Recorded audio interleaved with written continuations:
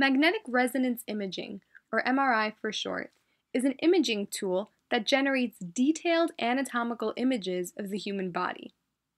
MRI has many benefits, including that there is no ionizing radiation, which is the kind of radiation that can be harmful to your body, and it's also non-invasive, which means that you don't need to stick anything into someone's body in order to get these images. Now I'm going to give a brief overview of how MRI works. We start off with a person with water molecules inside. Each person has approximately 60% water, and each of these water molecules is comprised of an oxygen and two hydrogens. MRI works with the hydrogens. Each of these hydrogens is essentially a proton. It has a positive proton and an electron orbiting around it. And a special property of protons, and really subatomic particles in general, is that they have a property called spin, which basically means that it behaves like a little tiny bar magnet with a north and south pole. What happens when you take these spins, these little tiny magnets, and you place them in an external magnetic field? So you imagine a big magnet forming a big field, and then you place these little tiny magnets inside this larger field. What happens is that these spins, these tiny spins, are going to align with the main magnetic field direction, which is where you see the yellow arrows pointing. B0 refers to the magnetic field strength of that external magnetic field.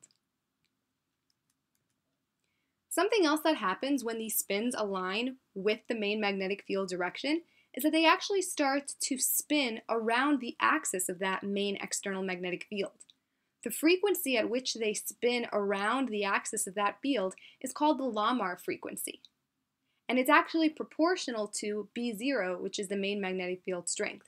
So what that basically means is that if you have a stronger magnetic field, these spins are going to precess or wobble or spin around that main magnetic field axis faster than if they were in a smaller external magnetic field. The problem is that when these spins are aligned with that main magnetic field in that direction of the yellow arrows, it's actually very difficult to detect any signal that's coming from these tiny spins because they're kind of overshadowed by the external magnetic field. So what we need to do is excite these spins in order to get them to tip away from that main magnetic field direction. In order to excite the spins to do that and move away so that we can collect their signal, we send a radio frequency pulse at the Lamar frequency. So we're exciting them with energy at the specific frequency at which they are already spinning. And this is the most effective way to get the spins to change direction from the direction of the yellow arrows in the longitudinal direction and get them to tip into the horizontal plane or the transverse plane. The question is though, once you have all of these different signals, how do you know where the signal is coming from?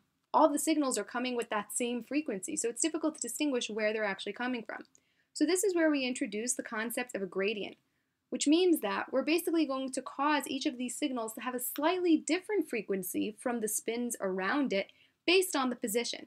So for example, if you're a signal from a proton coming in one position, you might have a slightly higher or slightly lower magnetic field than the spin in another position because of this gradient that we create.